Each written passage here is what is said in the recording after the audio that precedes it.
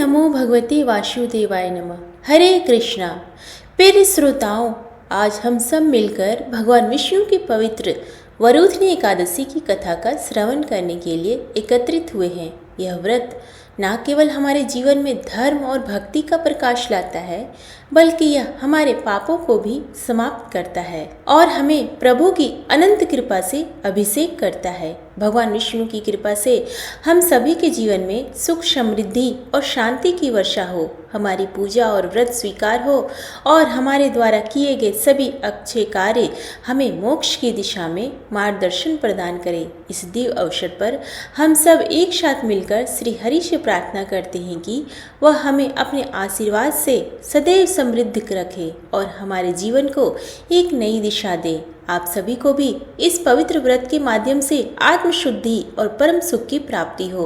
प्रिय श्रोताओं, कथा का शुभारंभ करने से पहले हम सभी मिलकर भगवान विष्णु से प्रार्थना करें। हे श्री हरि नारायण भगवान, आप जगत के पालन करता है। आप ही धरा, गगन और पाताल के एकमात्र आधार हैं। आपकी शरण में आने मात्र से जीव के सारे पाप मिट जाते हैं और उसका जीवन धर्म, भक्ति और सत्य से आलोकित हो उठता है। आप क्षीर सागर में शेषनाग की शैया पर विश्राम करते हैं, किंतु अपने भक्तों के हृदय में हर क्षण जागृत रहते हैं। आज जब हम सभी श्रद्धा से एकादशी व्रत रखकर आपकी कथा का श्रवण करने जा रहे हैं, तो हमारी यही प्रार्थना है कि आप हमारे संकल्पों को स्वीकार करें, हमारे दोषों को क्षमा करें और हमें अपनी भक्ति में अक बनाए रखें। हे लक्ष्मी नारायण, हमारी पूजा को अपने श्री चरणों में स्थान दे, हमें धर्म पथ पर अग्रसर करें और जीवन में सुख, शांति और मोक्ष प्रदान करें। आपका यह एकादशी व्रत केवल कर्म नहीं, हमारी आत्मा की पुकार है। प्रभु कृपा कर उसे सुने, समझे और स्वीकार करें। सभी प्रेम से बोलिए श्री विष्णु भगवान की जय, श्री कृष्ण भगवान की जय। प्रिय श्रोताओं, वरुथनी एकादशी की कथा श्रवण कराने के लिए आप सबको लेकर चलते हैं महाभारत काल की ओर, जहां आप अपने ज्ञान चक्षुओं से इस कथा का रसपान कीजिए। इंद्रप्रस्थ की राजसभा पूर्णतः सजी हुई थी। महाराज युधिष्ठिर सिंहासन पर बैठे हुए थे और समस्त मंत्रीगण और ऋषिगण प्रभु श्री कृष्ण के आगमन की प्रतीक्षा कर रहे थे। हर एकादशी की तरह आज भी भगवान श्री कृष्ण स्वयं व्रत की दिव्यता बताने आ रहे थे। जैसे ही रत्न जनित रथ के पहिए राजसभा के द्वार पर रुके, शंखनाद गूंज उठा। राजसभा में एक दिव्य आभा फैल गई। प्रभु ने सखा की ओर स्नेहल दृष्टि डाली और कहा, हे धर्मराज सुनो, वरुथनी एकादशी की वह कथा जो जीवन को उन्नति की ओर ले जाती है। धर्मराज युधिष्ठिर ने कहा, हे वासुदेव, आपको नमस्कार है। वैशाख मास के कृष्ण पक्ष में किस नाम की एकादशी होती है? कृपया उसकी महिमा बताइए। तब भगवान श्री कृष्ण बोले, हे राजन, विशाख मास कृष्ण पक्ष की एकादशी वरुथनी एकादशी के नाम से प्रसिद्ध है। यह इस लोक और परलोक में भी सौभाग्य प्रदान करने वाली है। वरुथनी के व्रत से ही सदा सौख्य का लाभ और पाप की हानि होती है। यह समस्त लोगों को भोग और मोक्ष प्रदान करने वाली है। वरुथनी के ही व्रत से मानधाता तथा धुंधुमार आदि अन्य अनेक राजा स्वर्गलोक को प्राप्त हुए हैं। जो 10,000 वर्षों तक तपस्या करता है, उसके समान ही फल वरुथनी के व्रत से भी मनुष्य को प्राप्त कर लेता है। राजन, घोड़े के दान से हाथी का दान श्रेष्ठ है। भूमि दान उससे भी बड़ा दान है। भूमि दान से भी अधिक महत्व तिल का दान है। तिल दान से बढ़कर स्वर्ण दान और स्वर्ण दान से बढ़कर अन्न दान है, क्योंकि देवता, पितर तथा मनुष्यों को अन्न से ही तृप्ति होती है। विद्वान पुरुषों ने कन्यादान को भी अन्नदान के समान ही बताया है। कन्यादान के समान ही धेनु अर्थात गाय का दान है। यह साक्षात भगवान का कथन है। बताए गए सभी दानों से बड़ा विद्या दान है।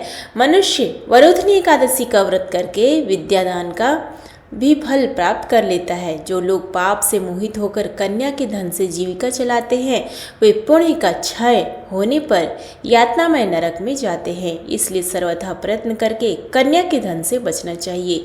उसे अपने काम में नहीं लाना चाहिए। जो अपनी शक्ति के अनुसार आभूषण से विभूषित करके पवित्र भाव से कन्या का दान करता है, उसके पुण्य की संख्या बताने में स्वयं चित्रगुप्त भी असमर्थ है। वरुथनी एकादशी का व्रत करके भी मनुष्य उसी के समान फल प्राप्त करता है। व्रत करने वाला वैष्णव पुरुष दसवीं तिथि को कांस, उड़द, मसूर, चना, कोदो, शाक, मधु, दूसरे का अन्न, 2 बार भोजन तथा मैथुन, इन 10 वस्तुओं का परित्याग कर दे। एकादशी को जुआ खेलना, नींद लेना, पान खाना, दातून करना, दूसरे की निंदा करना, चुगली करना, चोरी, हिंसा, मैथुन, क्रोध तथा असत्य भाषण, इन 11 बातों को त्याग दें।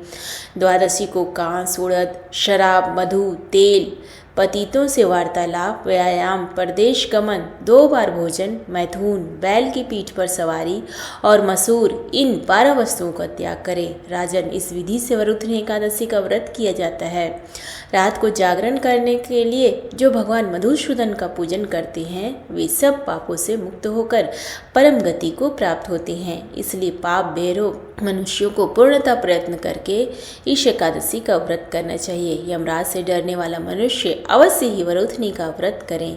भगवान श्री कृष्ण आगे कहते हैं, हे राजन, इस महात्म्य के पढ़ने और सुनने से सहस्र गोदान का फल मिलता है और मनुष्य सब पापों से मुक्त होकर अंत में श्री विष्णु लोक में प्रतिष्ठित होता है। हे धर्मराज, सौभाग्य का आधार संयम है। हर प्रकार संयम रखने से मनुष्य के सुख और सौभाग्य में वृद्धि होती है। अगर प्राणी में संयम नहीं है तो उसके द्वारा किए गए तप, त्याग और भक्ति, पूजा आदि सब व्यर्थ हो जाते हैं। भगवान श्री कृष्ण आगे कहते हैं, हे युधिष्ठिर, इस विषय में एक प्राचीन इतिहास कहता हूँ, ध्यान पूर्वक सुनो। प्राचीन समय की बात है।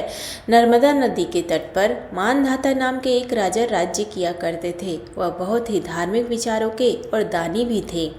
हमेशा भगवान का ध्यान किया करते और पूजा में लीन रहते थे। एक बार राजा मानधाता जंगल में तपस्या कर रहे थे। तभी वहां पर एक भालू आया और राजा का पैर खाने लगा। पैर खाने के साथ ही वह राजा के पैर को घसीट कर जंगल में ले जाने लगा। राजा भालू के पैर खाए जाने से बहुत घायल हो गए थे, जिस कारण खुद की रक्षा करने में पूरी तरह से असमर्थ थे।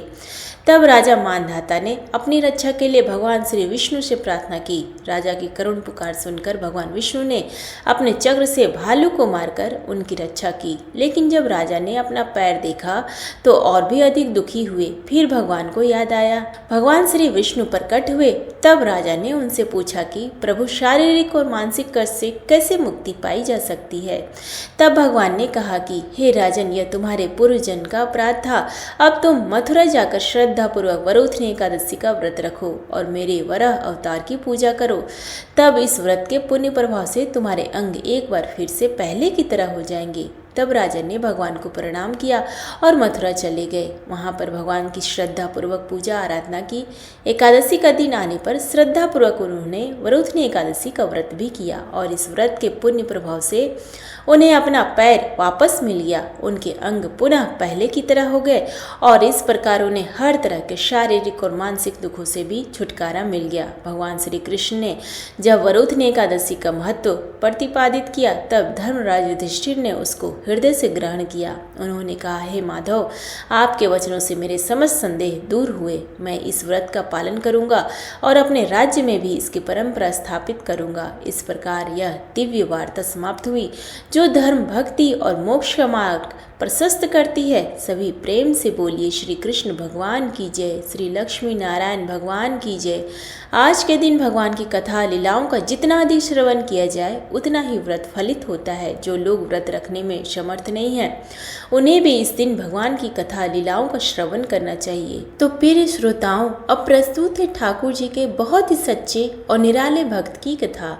कुंभन दास जी 16वीं शताब्दी के प्रसिद्ध संत कवि और भक्त थे। वे भक्ति काल की सगुण भक्ति धारा के प्रमुख कवियों में से एक माने जाते हैं। कुंभन दास जी को अष्टछाप के कवियों में गिना जाता है, जो कि वल्लभाचार्य जी के शिष्य थे और उनके पुत्र विट्ठल नाथ जी के अत्यंत प्रिय भक्त भी थे। कुंभन दास जी का जन्म एक साधारण किसान परिवार में हुआ था और उन्होंने अपना जीवन भी बिल्कुल साधारण तरीके से बिताया। उनके भक्ति भाव में विशेषता यह थी कि वे भगवान श्री कृष्ण के प्रति निष्काम प्रेम और निर्मल भक्ति का उदाहरण थे। उन्होंने भक्ति को सच्चे हृदय से अपनाया।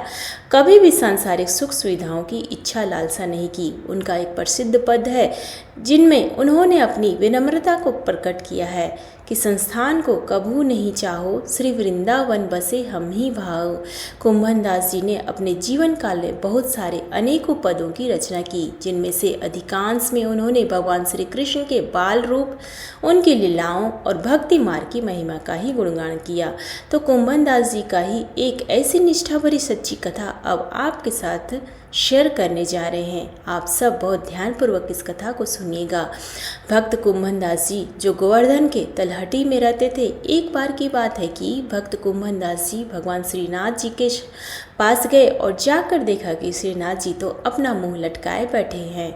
उन्हें इस तरह उदास मुंह लटकाए बैठा देखकर कुंभन दास जी बोले, प्रभु क्या हुआ, मुंह फुलाए काहे बैठे हो? श्रीनाथ जी बोले, क्या बताओ कुंभन, आज तो माखन खाने का बड़ा ही मन हो रहा है। कुंभन दास जी ने पूछा, तो बताओ प्रभु क्या करना चाहिए, माखन कहाँ से लाए हम? तो श्रीनाथ जी ने कहा, देख कुंभन, एक गोपी है जो रोज मेरे दर्शन करने आती है और मुझसे बोलती है कि प्रभु मुझे अपनी गोपी बना लो, तो चलो आज उसी के घर चलते हैं। कुंभन दास जी ने कहा, प्रभु अगर किसी ने देख लिया तो फिर क्या होगा? तब श्रीनाथ जी ने कहा, अरे कौन देखेगा, आज तो उसके घर में शादी है, सब बारात में गए हुए हैं और घर पर सिर्फ गोपी ही गोपी हैं। हम तो चुपके से जाएंगे और किसी को पता भी नहीं चलेगा। तब कुंभन दास जी ने कहा, ठीक प्रभु, मैं बूढ़ा और तुम हट्टे कट्टे हो, कोई बात हो गई तो छोड़ के मत भगाइयो।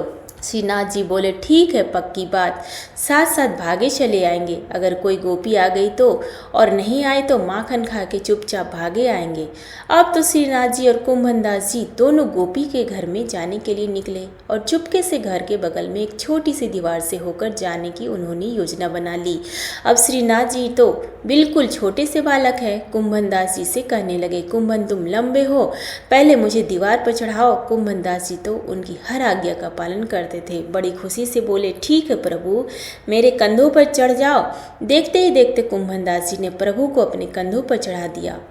अब वे दोनों गोपी के घर में घुसकर माखन खाने लगे। प्रभु माखन खा रहे थे, कुंभन दास जी को भी खिला रहे थे। कुंभन दास जी की मूंछों में और मुंह पर माखन लग गया। तभी अचानक श्रीनाथ जी को एक बूढ़ी माई एक खाट पर सोती हुई नजर आई, जिनकी आंखें सोने के कारण आधी खुली और आधी बंद थी और उनका सीधा हाथ बगल की तरफ लंबा हो रहा था।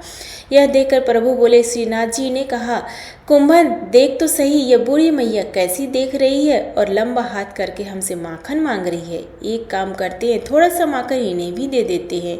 सुनते ही कुंभन दास जी तो हाथ जोड़कर खड़े हो गए, कहने लगे, ना प्रभु, अरे मरवाओगे क्या? यह बूढ़ी मैया जग गई ना तो लेने के देने पड़ जाएंगे। श्रीनाथ जी तो गए और उन्होंने उन सोती हुई बूढ़ी मैया के हाथ पर मक्खन रख दिया। मक्खन ठंडा ठंडा लगा कि बूढ़ी माई की आँख खुल गई और वो उन्हें देखकर जोर जोर से चिल्लाने लगी, चोर चोर, अरे कोई आओ, आज घर में चोर घुस आया है। बूढ़ी माई की आवाज़ सुनकर घर में जो जो स्त्रियां थी वह भागी चली आई।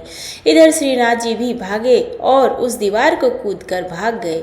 फिर जिस पर वह चढ़कर घर के अंदर आए थे, उनके पीछे वे कुंभन दास जी भी भागे, दीवार पर चढ़ने लगे, लेकिन बूढ़े होने के कारण दीवार पर नहीं चढ़ पाए। आधे चढ़े ही थे कि एक गोपी ने उनकी टांग पकड़कर खींच लिया और क्या हुआ कि अंधेरा होने के कारण उनकी पिटाई भी कर दी। अब जब उजाला किया और उनके सामने दीप जलाकर रखा तो देखा कि सामने तो कुंभन दास जी हैं। देखकर गोपियां तो अचंभित रह गईं, क्योंकि कुंभन दास जी की तो सब कोई जानता था, यह तो बड़े सिद्ध बाबा हैं। तो गोपियां बोली, बाबा तुम आज रात घर में घुसकर क्या कर रहे थे? और यह क्या बाबा, आपके तो मुख पर माखन भी लगा हुआ है, क्या माखन खाने की इच्छा थी? अरे बाबा, अगर माखन खाने की इच्छा थी तो आप कह तो देते, हम तो आपके पास ही माखन की मटकियाँ भिजवा देते। भला इतना कष्ट करने की क्या जरूरत थी? इस बुढ़ापे में दीवार फाड़ने की क्या जरूरत थी? बाबा चुपचाप खड़े थे, बोलते भी तो भला क्या बोलते। तब गोपी बोली, अच्छा बाबा, सारी बात तो समझ में आ गई, लेकिन एक शंका है कि तुम अकेले तो नहीं आए होगे, क्योंकि अकेले तो तुम इस दीवार को पार नहीं कर सकते। कुंभन दास जी ने सोचा, जिनके लिए मैंने इतनी सारी मेहनत करी वह तो मुझे इस विपत्ति में अकेला छोड़कर खुद भाग गए। खुद ने तो पेट भरकर मक्खन खाया और अब पिटाई भी मुझे अकेले ही सहनी पड़ी। तब कुंभनदास जी बोले, अरे गोपी, क्या बताऊं, यह श्रीनाथ जी के मन में तेरे घर को माखन खाने की मन में आई। और बेटा, तुम कहा करती थी ना कि प्रभु मोहे गोपी बना लो, सो आज यह तुम्हें गोपी बनाए आ गए। और अब देखो क्या हुआ, आप तो भाग गए, मोहे पिटवा दियो। सुनकर गोपी तो बड़ी प्रसन्न हुई कि आज तो मेरे भाग जाग गए। तो ऐसी ऐसी बड़ी विचित्र लीलाएं करते हैं श्रीनाथ जी। प्रेम से बोले श्री वल्लभाधीश की जय, श्री गोवर्धन नाथ की जय, श्री कुंभनदास की जय। धन्यवाद।